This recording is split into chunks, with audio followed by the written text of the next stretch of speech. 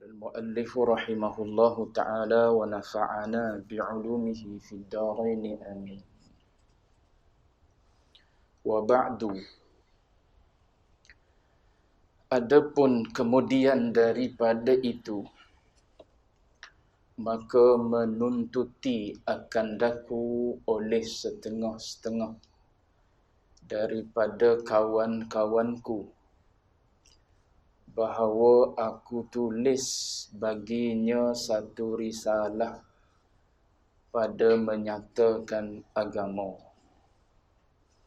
dan memperkenal akan dia. Tuan-tuan muslimin, muslimat sedang jemaah yang dirahmati Allah sekalian, alhamdulillah. Pertama dan selama-lamanya kita panjatkan puji syukur pada Allah dengan izin taufik hidayah Allah Ta'ala jua pada malam ini. Kita sambung lagi bacaan kitab Al-Misbahul Munir, Risalah Al-Misbahul Munir fi Ma'rifatillahil Qadir, disusun oleh Tuan Guru Abdul Aziz bin Ismail Al-Fatani rahimahullahu ta'ala.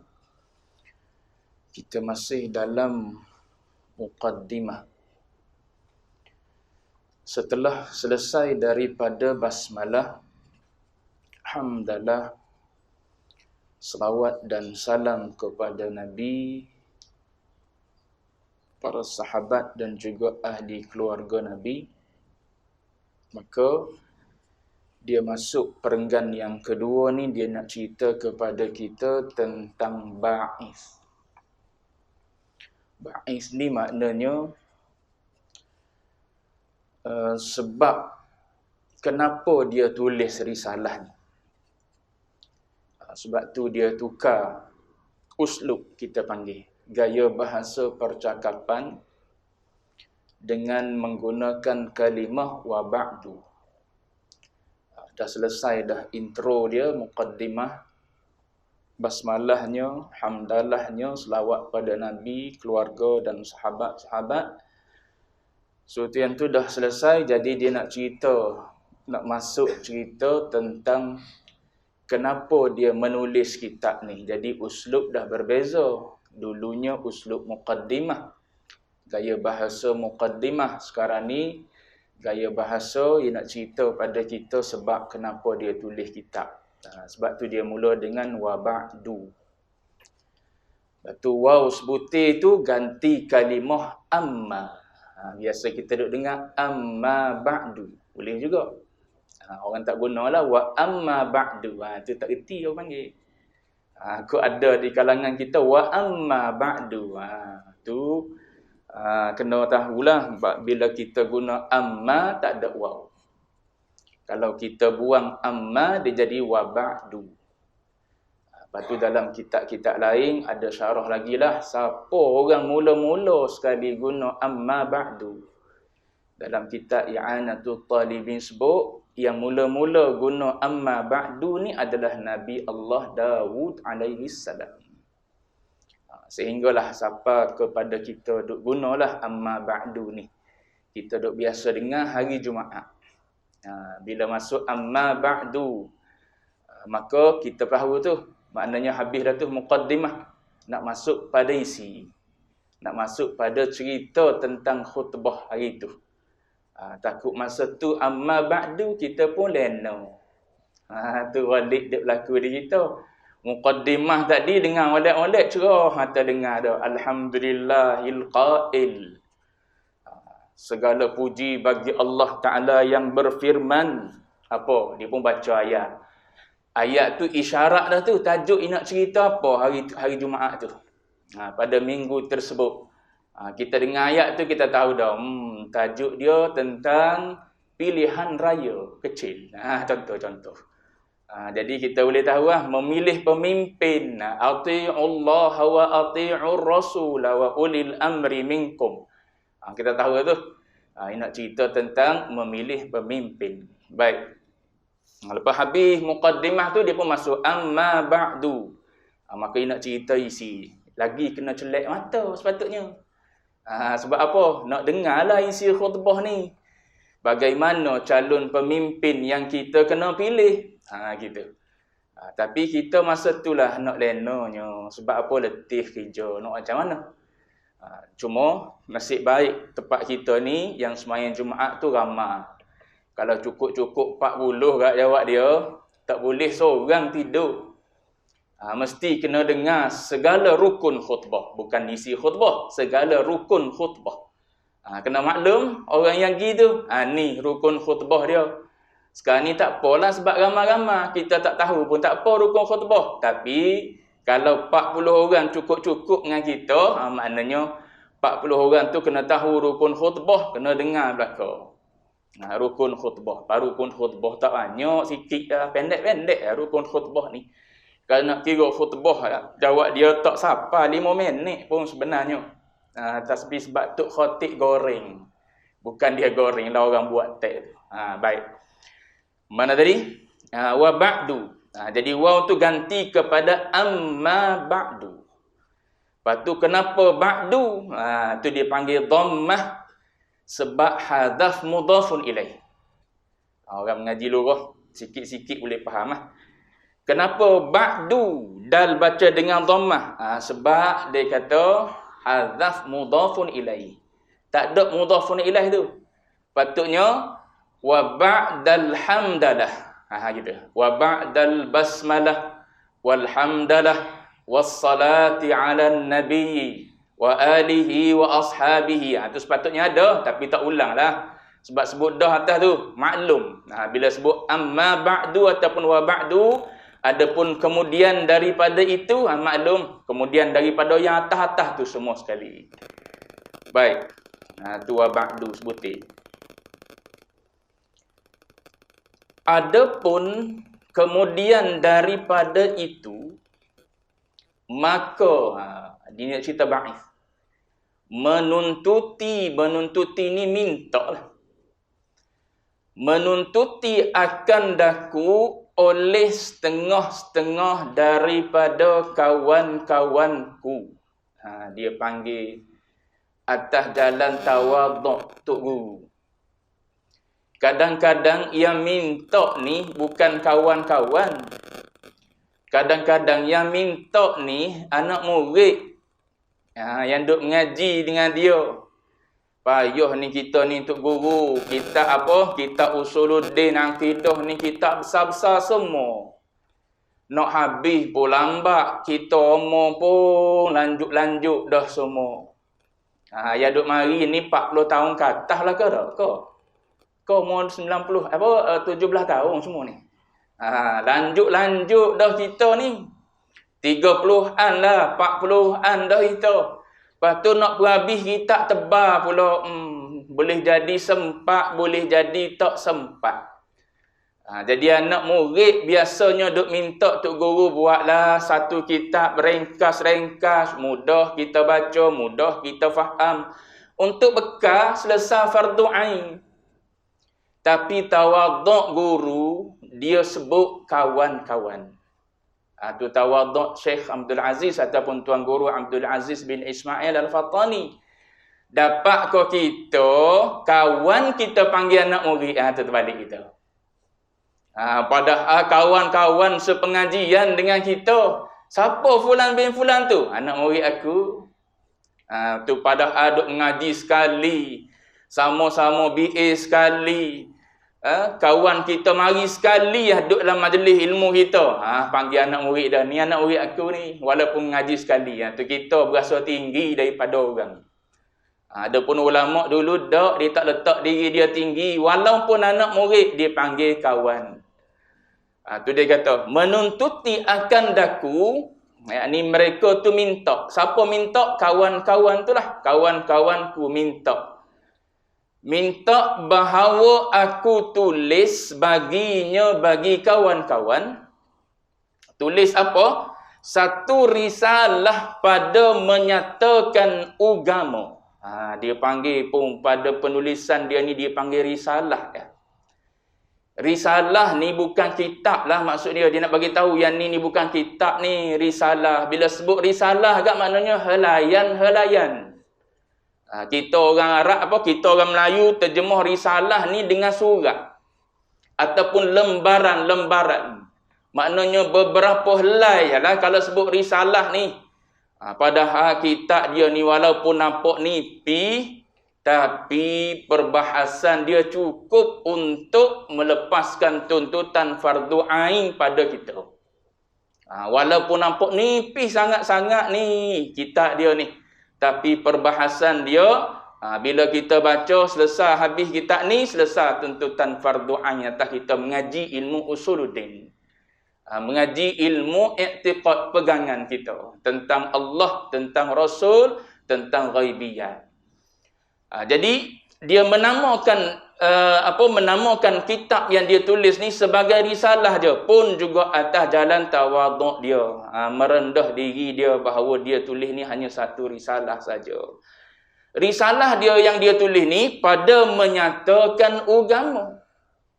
Nak menyatakan agama. Apa itu agama? Din. Dia nak cerita pada kita din. Nak cerita pada kita tentang agama. Kalau tanya kita boleh jawab ke apa itu agama? Boleh jadi tak boleh jawab kita. Nanti depan nanti dia jawab. Apa itu agama? Dia beritahu pada kita. Ni dia baru intro lah. Dia kata sebab aku tulis ni sebab ada orang minta ni lah. Orang minta supaya aku buat satu risalah. Dalam risalah tu aku menyatakan agama. Dan dia kata memperkenal akan dia akan agama. Hurailah bab-bab orang yang berkait dengan agama tu. Kemudian menyata pula akan segala rukun-rukun Islam. Rukun tu kalimah Arab. Rukun ni apa maksud dia? Ma yutawaqqafu alaihi sihhatus syai' wa huwa juz'un lahu. Itu definisi rukun. Rukun ni ialah apa-apa yang terhenti sah sesuatu dan dia adalah sebahagian daripada sesuatu tu. Macam mana nak faham? Contoh. Rukun solat, salah satu daripadanya ialah Fatihah. Maka terhenti sah solat, maknanya tak sah solat bila tak ada satu rukun daripada rukun-rukun solat yang 13 tu. Tak ada Fatihah, tak baca Fatihah, maka tak sah lah solat tu. Dan Fatihah tu satu juzuk daripada solat. Supaya wuduk. Apa rukun wuduk? Contoh, basuh muka. Basuh muka, niat lain pula. Empat basuh, dua kering kan. Basuh muka, salah satu daripada rukun wuduk. Kalau kita tak basuh muka, jawab dia, walaupun basuh seluruh baju kita, tak jadi wuduk kita. Sebab dia rukun. Dia satu juzuk daripada perbuatan wuduk. Maka rukun tu mesti ada. Tapi bila kita letak kalimah rukun ni pada Islam, kita panggil rukun Islam, ada je kita tengok orang Islam yang semayang saja puasa dah. Ada. Masuk Ramadan nanti tunggu. Jabatan Agama Kutip bawa naik van jenazah. Tu tak puasa. Adakah dengan sebab dia tak puasa, dia hanya semayang saja, kita dah hukum dia kafir? Dah. Sebab tu ulama kata rukun Islam adalah rukun urfi, bukan rukun hakiki. Kena faham. Rukun ada dua. Satu rukun urfi, rukun pada uruf. Maknanya kalau ada orang dalam masyarakat kita semayang dak, puasa dak, zakat tak kena atas dia. Sebab apa? Dia bukan orang ada-ada. Haji pun begitu juga. Habis tu yang ada pada dia apa? Syahadah je. Dia bersyahadah. Ataupun dia tak bersyahadah, keturunan dia memang keturunan Muslim dah. Adakah kita nak hukum dia kafir? Dak. Sebab tu rukun Islam dia kita panggil rukun urfi. Kalau kita letak Islam tu dengan makna apa, rukun Islam tu dengan makna rukun hakiki, jawab dia kelima-lima tu kena buat belaka. Baru mengesahkan kita tu Muslim. Kalau tak kafir, semayang saja kita buat, puasa dak. Jawab dia kafir dah. Apatah lagi berzakat. Kita bukan orang ada-ada. Kita B40. Kita M40. M40 macam B40 bandaraya. Apatah lagi, kita bila kita duduk di tempat yang apa, walaupun kita ada, tapi tak cukup di kawasan tersebut. Nak pergi haji pun tak boleh kita. Haji tak buat, zakat tak keluar. Kita hanya sembahyang dengan puasa saja. Adakah nak dikatakan fulan ni kafir? Tak. Selagi mana dia tak menafikan hukum sembahyang wajib, hukum puasa wajib, hukum zakat kalau mampu wajib, hukum haji kalau mampu wajib, selagi mana dia tak nafikan wajib tersebut, maka dia masih Muslim. Mati dia, kena bubuh di kubur Muslim lagi. Tu walaupun dia tak semayang. Dia ni semayang tak penuh daripada mula hidup sampai mati. Puasa pun tak juga daripada mula hidup sampai mati. Cuma dia ni Islam pada kad pengenalan. Keturunan dia orang Muslim. Kena ke bumi mana orang ni? Kubur orang Islam. Tu rukun Islam. Sebab tu ulama kata, rukun Islam bukan rukun hakiki. Adapun solat, solat rukun hakiki. Sebut 13 tegak, ketiga-tiga belah mesti ada. Tak ada satu tak semayang. Walaupun kita semayang 4 rakaat 20 minit. Orang sebelah semayang 4 rakaat 5 minit. Dia cukup rukun 5 minit, kita 20 minit tak cukup rukun. Dia semayang sah, kita tak semayang. Tu kena faham, rukun hakiki dengan rukun urfi. Begitu contoh wuduk, begitu juga. Walaupun macam mandi gitu, tapi tak niat. Gitu. Tak niat, jawab dia tak berwuduk hari tu. Sebab dia rukun hakiki, mesti ada ke 6 rukun tu. Tu rukun hakiki. Faham tak? Dia orang pandai ni ngaji sikit-sikit je. Cepat faham. Baik. Dan rukun iman. Rukun iman ni baru rukun hakiki. Rukun iman yang 6. Beriman kepada Allah sehinggalah beriman kepada qada dan qadar. Yang ni kita panggil rukun hakiki. Tak ada salah satu daripada 6 tak Muslim kita. Dihukum kafir. Percaya pada Allah, percaya. Percaya pada apa? Pada malaikat, percaya. Percaya pada kitab, percaya. Percaya pada rasul, percaya.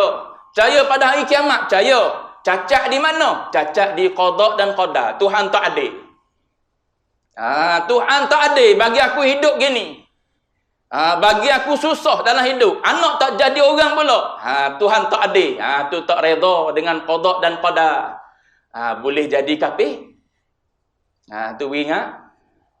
Beriman dengan segala rukun, tapi Quran diambil dia bakar atas jalan nak hina Quran, kafir. Ambil Quran, campur Quran tersebut tujuan nak menghina, jawab dia kafir.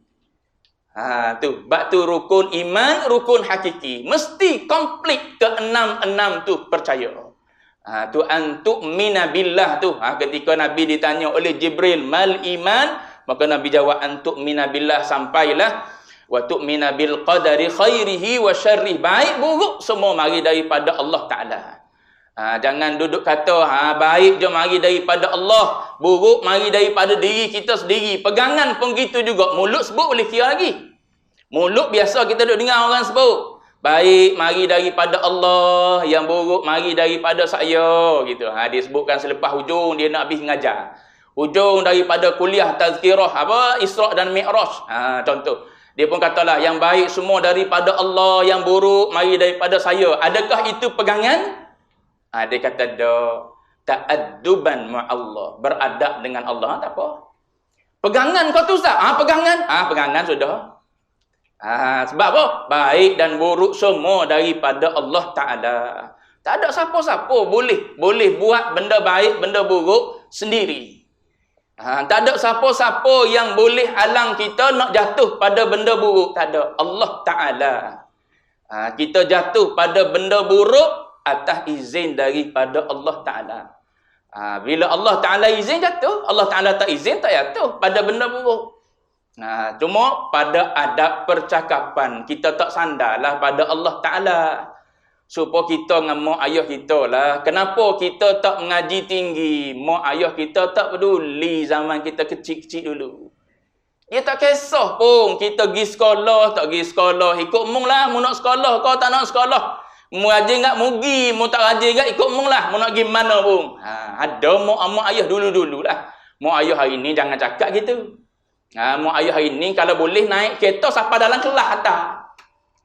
Tu mak ayah hari ni boleh masuk tau pogak. Boleh. Masuk lagi naik tangga dengan kereta sampai dalam kelas. Kalau boleh nak tolong bawa beg anak yang umur 17 tahun tu. Duduk dalam kelas tu mak ayah tolong bawa beg tu. Nak suruh anak ngaji. Mak ayah hari ni. Tuan-tuan lah. Tuan-tuan kita semualah, saya pun ya juga. Cuma jangan buatlah perangai gitu. Baik. Sebut contoh. Sebut contoh. Mana tadi? Lupa lah. Mana tadi?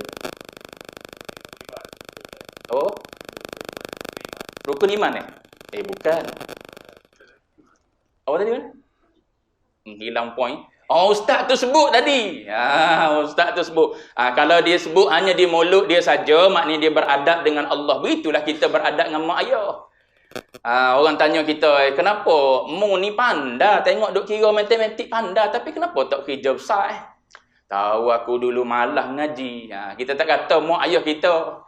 Sebab kita kecil, mana kita tahu masa depan. Mak ayah lah yang dia ada pengalaman dah, tapi kita tak sandar benda-benda gitu pada mak ayah. Sebab apa? Dia orang mulia. Dia orang mulia di sisi Allah Ta'ala. Jadi kita tak sandar benda-benda yang tak baik pada orang-orang yang dimuliakan oleh Allah Ta'ala. Sebab tu di antara benda yang diajar oleh agama, oleh syariat ialah adab kita dengan guru. Kita tak sandar keburukan pada guru walau zahir jelas nampak dia. Kita tak tegur dia walaupun nampak dia jelas. Salah. Ada cara yang syariat ajar. Tengok contoh Hasan dan Husain. Tengok seorang pokcik, tengok orang yang lebih berusia daripada dia, ambil wuduk salah. Maka macam mana dia nak buat Hasan dan Husain ni cucu baginda Nabi? Maka dia pun bagi tahu, Pakcik, tolong tengok kita orang ambil wuduk. Dia tak kata tok guru tu tak betul tu kata gitu tu. Jangan hafal Quran tu. Tu kita dah tengok kata isu dulu tu. Sebelum Pak Sumik meninggal tu, kenyataan Pak Sumik kita nak faham dia kena pergi tanyalah. Apa maksud dia? Yang dia kata faham Quran lah daripada duk hafal Quran saja. Kena kita tanya dia. Kalau kita tak faham, daripada kita duk hentam daripada jauh. Tu adab dengan guru. Kita berasa salah perkataan tok guru ni. Lagi jumpa lah dengan dia. Duk cakap sama kita, alik-alik belakang. Mana, siapa bila nak sapa ke dia. Pergi tanya dia. Hasan dan Husain beritahu pakcik, tolong tengok kita berwuduk ni betul ke tak? Lalu Hasan dan Husain mesti pakcik tu pun tengok percaya sebab cucu Nabi. Lalu Hasan dan Husain pun ambil wudu. Bila ambil wudu, maka dia berkata, dia pun terlintas di hati dia, oh salah rupanya aku ambil wudu. Maknanya tegur guru pun ada adab juga. Sebab tu menegur benda yang tak betul dengan cara yang benar. Tu agama ajar. Jangan menegur suatu benda yang tak betul dengan tak betul. Tu tak ada gitu. Orang tu tak betul dah, kita tegur dengan tak betul juga. Serupa. Kita tak betul juga. Sebab tu agama ajar menegur sesuatu yang tak betul dengan cara yang benar lah. Tu tuan-tuan mengaji dalam kitab Bidayatul Hidayah, adalah di antara adab guru dengan murid. Semua nak sebutnya ialah kita beradab dengan guru, adab dengan mak ayah, kita tak sandarlah keburukan dia. Boleh jadi tok guru ni nampak duk baca Allahumma salli ala sayyidina Muhammadin wa ala alihi wa sahbihi wa sallam. Orang ngaji luar perasan salah. Tadi dibaca salli, hujung salim wa sallallahu ala sayyidina Muhammadin wa ala alihi wa sahbihi wa sallam. Baru betul. Salla dengan salam. Salli dengan salim. Orang mengaji luar. Kenapa tok guru duk baca salli dengan salam, salla dengan salim ni? Kita husnudzon. Sabqul kalam ko tersasul di mulut. Jangan duk kata tok guru pun tak erti juga bahasa Arab. Kita yang tak erti. Tak reti apa kita? Tak reti adab. Nak tegur kita temu dengan dia.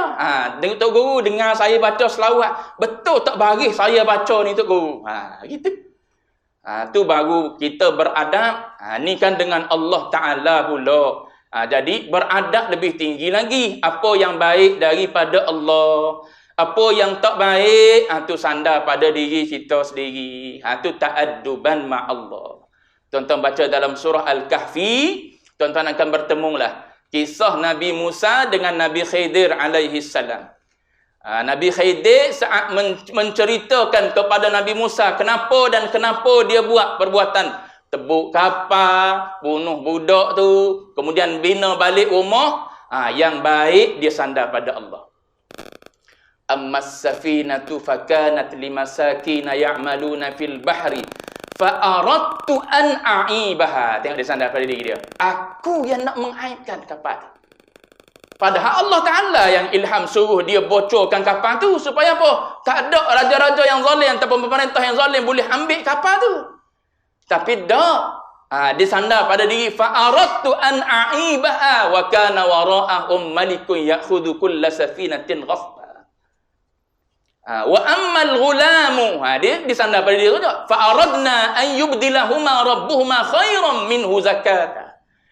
Tuhan tukar, kami nak Allah Taala tukar. Tapi bila cerita tentang jidar, wa ammal jidaru fakana li ghulamaini yatimaini fil madinati wa kana tahtahu kanzul lahumā wa kana abuhuma salihah fa arada rabbuk. Tengok. Tuhan nak. Itu cara bercakap dengan Allah. Sebab tu kita dalam doa beradab dengan Allah Ta'ala. Jangan berdoa nak suruh Tuhan tunai selalu. Sebut dah. Allahumma ya Allah, minta anak kita nak sekolah, nak suruh faham, nak suruh pandai, nak suruh berjaya. Minta tu seolah-olah paksa Tuhan. Minta seolah-olah paksa Tuhan. Mana hak kita nak paksa Tuhan? Kok dia, nama dia Tuhan. Nama dia Tuhan, ikut dia. Dia nak bunyi macam mana pada kita. Nak bagi anak kita jadi macam mana. Kita hanya berikhtiar. Tu je ada di kita sebagai hamba. Ikhtiar dan usaha. Tak berjaya dia bagi, tak berjaya juga. Setelah kita hantar penat lelah, pergi hantar pagi, balik petang kita ambil. Lepas tu hantar tuition pula, lepas tu ambil pula. Lepas tu panggil orang, habis duit banyak kita nak suruh anak kita pandai. Tengok-tengok boleh rizak biasa-biasa. Dah dia nak gitu. Berimanlah dengan qada dan qadar, khairihi wa syarrihi kan.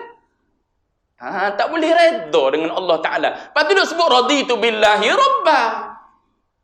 Tu masalah kita, masalah pegangan. Takut duk tak puas hati dengan Allah Ta'ala. Zalim Tuhan. Tu kalau duduk di pegangan gitu, bimbang takut kufur. Tu mengaji usuluddin. Nak jaga pegangan. Nak jaga pegangan kita. Pegangan kita mantap tak apa. Baik. Mana tadi? Dan rukun-rukun iman, yakni rukun hakiki. Rukun iman tu rukun hakiki. Baik. Tak ada salah satu kufur. Mana tadi? Sebab tu kita umat baginda Nabi Muhammad, kita diajar supaya beriman dengan semua Nabi dan Rasul. Sebab tu kita duk baca tu dalam Amanah Rasul. Antara ayat yang kita baca, la nufarriqu baina ahadim mir rusulih. Tu kita Ahlussunnah wal Jamaah. Umat baginda Nabi. Kita tak diajar membeza-bezakan sebagaimana Yahudi. Yahudi tak beriman dengan baginda Nabi Muhammad. Dia kata dia beriman dengan Nabi Musa. Dia kata dia beriman dengan Nabi Isa. Dia kata dia beriman dengan Taurat, beriman dengan Injil. Dalam Taurat sebut dah Nabi akhir zaman, ciri-cirinya sekian-sekian. Ya'rifunahu kama ya'rifuna abna'ahum. Mereka kenal baginda Nabi Muhammad yang nak lahir lambat lagi tu.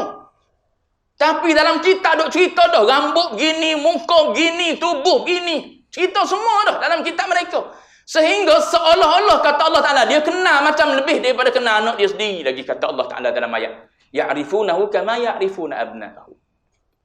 Tapi bila mari baginda Nabi Muhammad, agamawan dia sendiri duk kutip, tokok, tambah, ubah kitab Taurat, kitab Injil, orang awam tak kenal Nabi. Agamawan dia bertanggungjawab, ubah kitab dia, yuharrifunahu. Dia ubah, dia tokok, dia tambah, dia tukar. Yang rambut yang rambut ikal dia tukar, rambut kerinting halus. Rambut lurus. Jadi bila mari dalam keadaan tuan empunya badan tu rambut ikal, tak kenal lah orangnya. Kita orang awam, mana kita reti kandungan dia, ikut orang cerita lah kita. Tu kerja mereka. Walaupun mereka kata beriman dengan kitab Taurat dan Injil, tengok-tengok tak beriman pun. Sepatutnya bila beriman dengan kitab Taurat dan Injil, mari je baginda Nabi Muhammad beriman dengan Al-Quran. Sebab dah disebut dah dalam kitab mereka. Adapun kita umat baginda Nabi Muhammad diajar tak membezakan mana-mana Nabi. Sebab tu kita beriman dengan semua kitab. Kita beriman dengan kitab Taurat, Injil, Zabur, Quran, Suhuf, semua sekali kita beriman.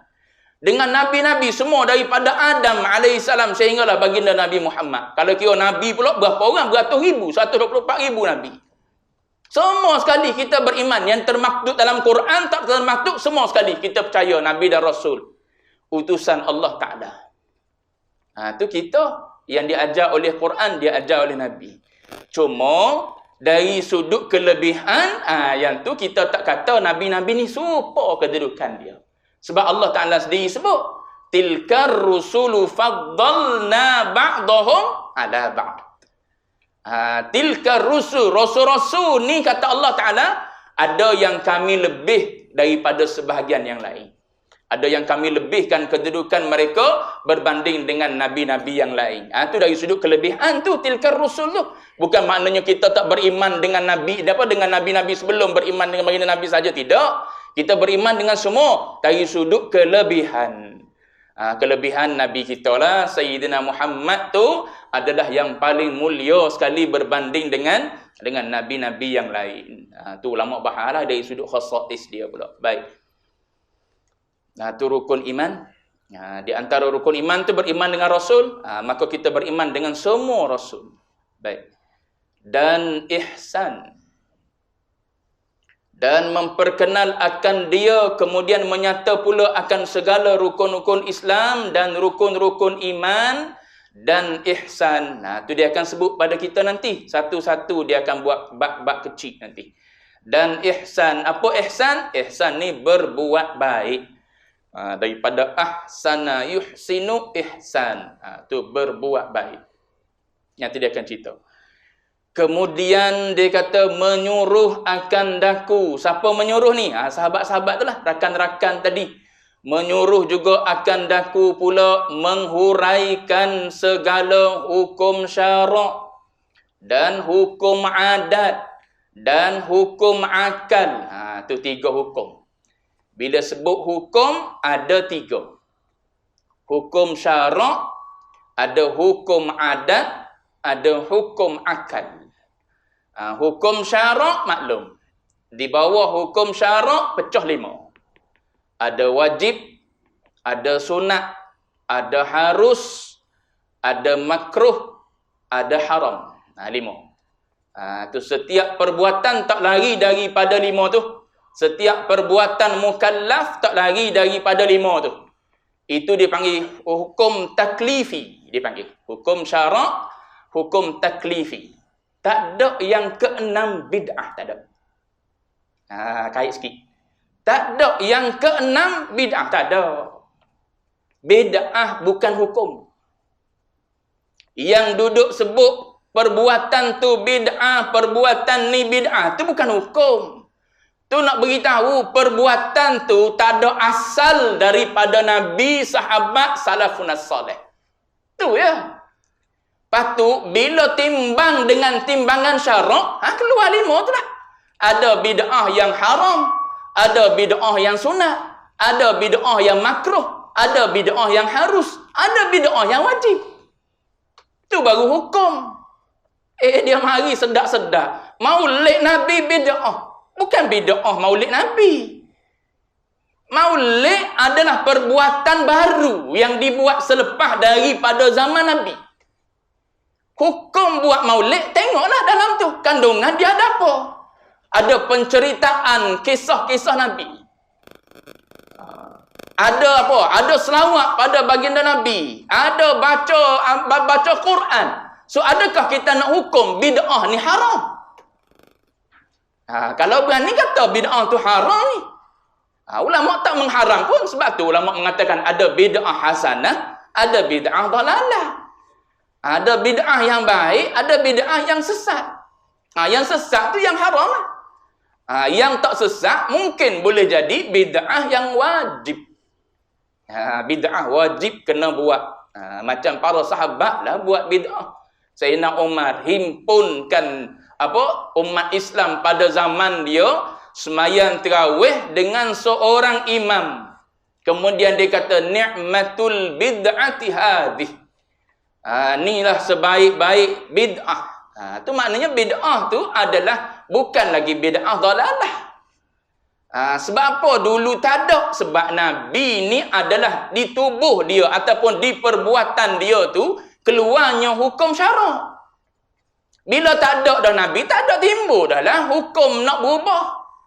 Nabi kalau dia keluar tiap-tiap malam, berjemaah tiap-tiap malam dengan para sahabat, nanti akan ada sahabat menyangka semayang tarawih ni wajib. Dibuat tiap-tiap malam Ramadan. Berjemaah. Susah kita umat. Tambah-tambah kita yang mari mutaakhir ni pakat berdosa lah, tak mari semayang tarawih. Balik lewat dah tadi kena murtabak pula. Sandar dinding di rumah lah. Kira tunggu lepas isyak nanti-nanti pukul 10, 11 nanti kita semayang tarawih. Seorang pun tak apa. Tak apa, longgar. Tapi kalau Nabi duk keluar tiap-tiap malam, jawab dia mungkin boleh jadi akan jadi wajib. Bila dah Nabi meninggal, tak ada dah lah perbuatan yang nak menunjukkan hukum sekian. Jadi para sahabat pun ambil peluang pada masa tu, himpun. Sayyidina Umar kata lagi cantik kalau diimpun semua ni. Lagi tersusun, lagi teratur dengan seorang imam je. Ni dok seorang duk semayang sana, seorang semayang sini. Maka Sayyidina Umar tengok dah teratur semua sekali. Inilah sebaik-baik bid'ah. Apatah lagi dibuat oleh Sayyidina Umar, sahabat-sahabat Nabi, bi ayyi muqtadaitum ihtadaitum. Lepas tu banyak lagi lah benda-benda yang mari kemudian daripada tu. Sebab tu saya nak sebutnya hukum syarak tak ada yang keenam bid'ah. Kalau orang sebut bid'ah tu maknanya dia nak bagi tahu pada kita yang tu adalah perbuatan yang tidak ada asal daripada Nabi, sahabat dan salafun salih.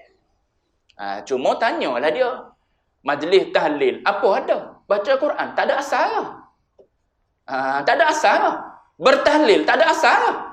Tahlil ni kalau tuan-tuan baca dalam Hasyiah Ad-Dusuqi, syarah kepada matan Ummul Barahin, dia cerita situ fadilah bertahlil. La ilaha illallah. Banyak dia senaraikan fadilat kalimah la ilaha illallah. Bahkan kalau tuan-tuan lalu ikut jalan tasawuf, tariqah Ahmadiyah Syekh Murtada, mantan mufti Negeri Sembilan dulu.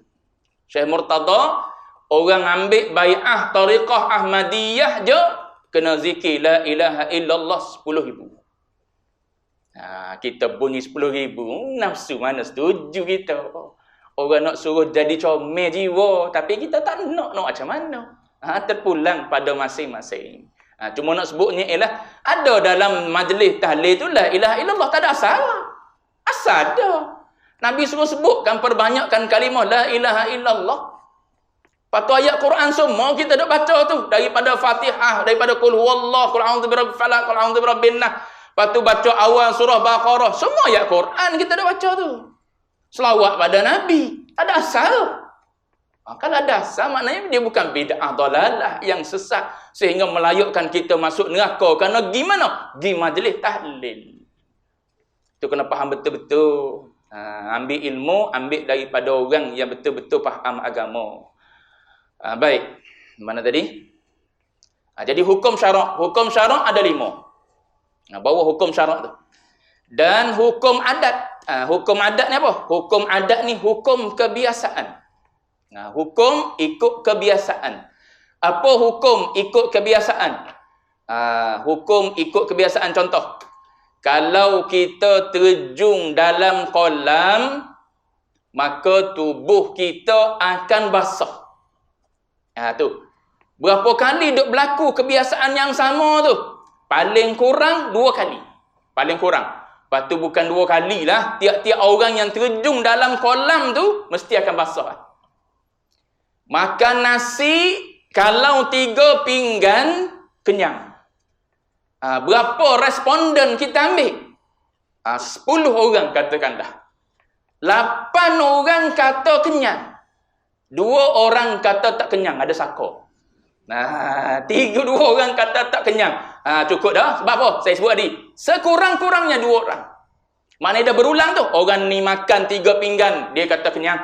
Yang ni makan 2-3 pinggan, dia kata kenyang. 2 orang cukup dah.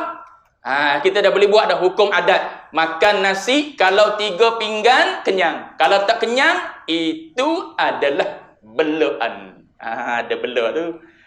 Tu dipanggil hukum adat. Hukum adat. Adat kita menghukum begitu. Baik. Di bawah hukum adat ni pecah 3. Ada wajib pada adat, ada mustahil pada adat, ada harus pada adat. Kemudian satu lagi hukum, ringkas azan dah. Iaitu hukum akal.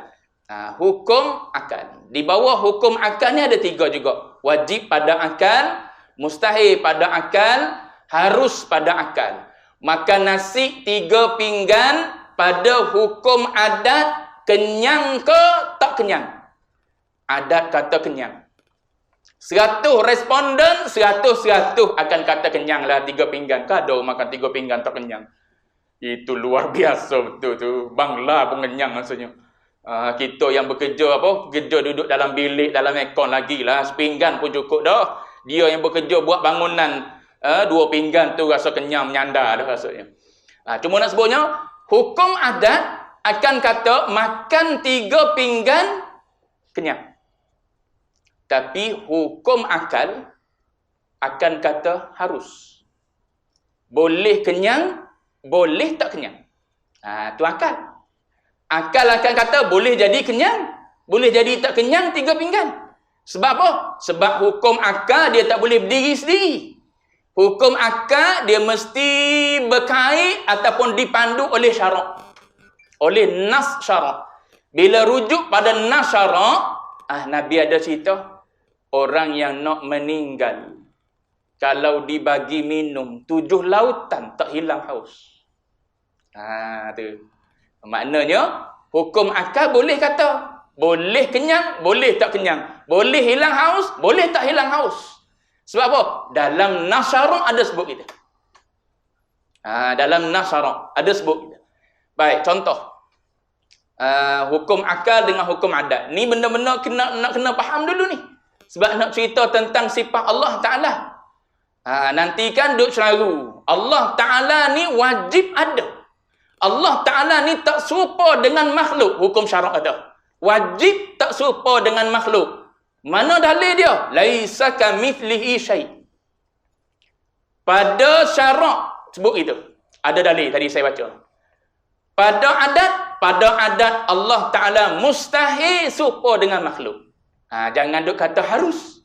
Kalau Allah Ta'ala pada hukum adat harus serupa dengan makhluk, maka harus dia bukan Allah. Tu Usuluddin tu nak kena faham tu. Yang duk jadi celaru Allah Ta'ala ada bertempah, Allah Ta'ala ada tangan, ada kaki, ni celaru sini. Celaru di hukum adat, celaru di hukum akal. Di hukum contoh, api, hukum adat kata, kalau kita ambil sesuatu yang kering, pasti akan hangus, terbakar. Tapi hukum akal kata, harus terbakar, harus tak terbakar. Hukum adat sebab dia tengok berulang-ulang kali. Orang duk buat, ambil api, cucu api, benda-benda yang kering, pasti akan terbakar. Berulang kali buat, begitulah hasil dan natijah dia, terbakar. So adat buat hukum dia. Hukum dia, bila kena api, benda kering, terbakar. Tapi akal tak. Akal dipandu oleh syariat. Bila dipandu oleh syariat, dia kata, Boleh jadi terbakar, boleh jadi tak terbakar. Ada yang tak terbakar. Tengok Nabi Allah Ibrahim AS, molek-molek dicampur dalam api besar sangat-sangat. Besarnya sampai ulama sebut, hatta burung yang terbang atas api hanguk. Tak ada lah api sebesar tu di zaman kita. Burung yang terbang, burung ni bukan terbang tinggi, bukan terbang rendah, terbang tinggi. Yang terbang tinggi itu hanguk sebab besar sangat. Dicampur, bukan orang yang campur, dicampur dengan manjanik, dengan lastik. Letak di manjanik tu, lontar masuk dalam api. Elok-elok dia keluar berjalan kaki. Dia kata, inni ila rabbi sayahdin. Dia kata, kalau mu tak nak terima dakwah aku, biar aku nak pergi daripada sini, nak pergi pada Tuhan aku. Dia duduk di Iraq asalnya. Dia pun berhijrah menuju ke Palestin. Itu Nabi Allah Ibrahim AS. Terbakar tak? Tak terbakar sebab apa? Allah Ta'ala kata pada api, qulna ya narukuni bardan wa salaman ala Ibrahim. So, angka kata, harus terbakar, harus tak terbakar. Lepas tu benda-benda yang duk berlaku di zaman kita, kita boleh tengok, ada rumah terbakar habis licin. Quran tak terbakar. Tu kadang-kadang orang mudah nak kata, nak cerita benda-benda karut-marut ni, gini ni. Tak, bukan nak cerita benda karut-marut. Ni nak cerita hukum akal dengan hukum adat. Hukum adat, bila rumah terbakar semua sekali, hacur lebur dah dengan dinding atap semua sekali, hukum adat akan kata, habis licin semua terbakar. Hukum adat kata, tak semestinya. Mungkin ada yang tak terbakar. Tengok-tengok Quran tak terbakar. Tu hukum akal. Dia ada harus, ada yang apa, ada yang apa yang dia isbatkan, ada yang dia nafikan. Tu nanti dia akan ceritalah pada kita. Tu saya sebut contoh dulu. Kalau berasa menarik, mari pula depan. Gitu. Orang jual ubat. Mana tadi? Habis dulu situ, hukum akal, hukum syarak dan hukum adat dan hukum akal dan ilmu usuluddin.